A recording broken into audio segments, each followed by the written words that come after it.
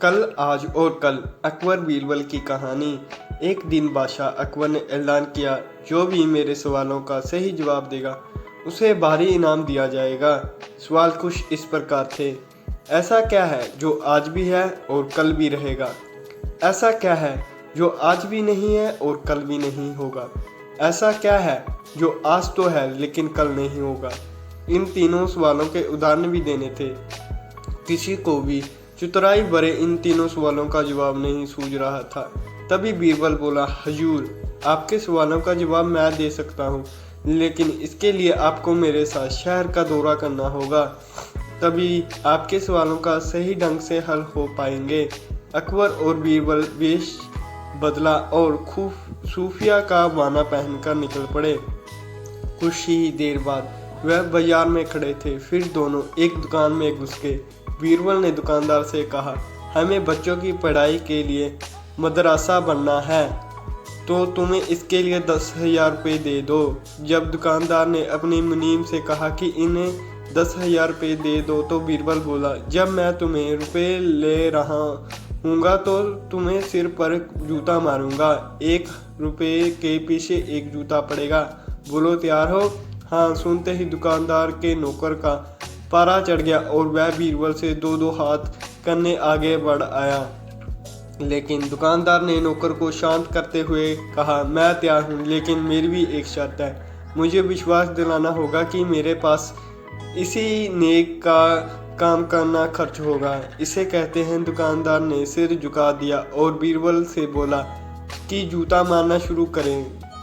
तब बीरबल व अकबर बिना कुछ कहे सुने दुकानदार से बाहर निकल गए। दोनों चुपचाप चले और आ रहे थे। तभी बीरबल ने मौन तोड़ा।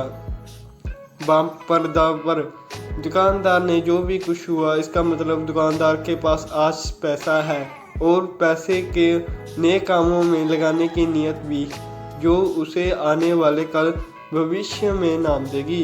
इसका मतलब यह भी है कि आप नेम कर्मों की वजह से जन्नत में आपकी जगह पक्की कर लेंगे।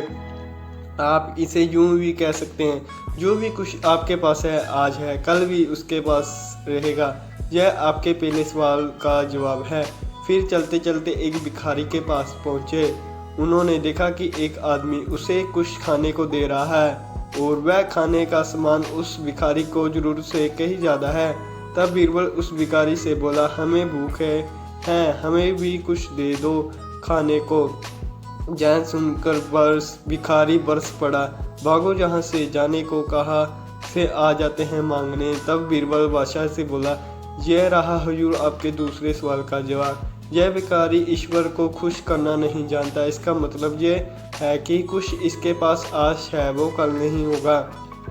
फिर दोनों आगे बढ़ गए। उन्होंने देखा कि तपस्वी पेड़ के नीचे तपस्या कर रहा है।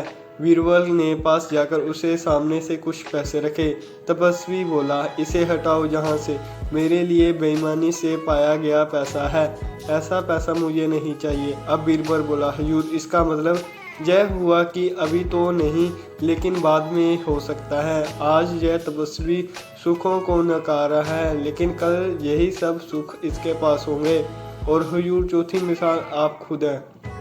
पिछले जन्म में आपने शुभ कर्म किए थे, जो यह जीवन आपको शानो शौकत के साथ बिता रहे हैं। किसी चीज़ की कोई कमी नहीं है। यदि आपके इन तीसरी तरह ईमानदारी और न्याय प्रीत्या से राजा बना कर रखे तो कोई कारण नहीं है। यह सब कुछ कल भी था आपके पास, लेकिन जय भूलने ना राह भटक गए तो कुछ भी नहीं रह गया। आपके सवालों का बुद्धिमत्तापूर्ण चतुराई भरे जवाब में सुनकर बादशाह अकबर बेहद खुश हुए। धन्यवाद।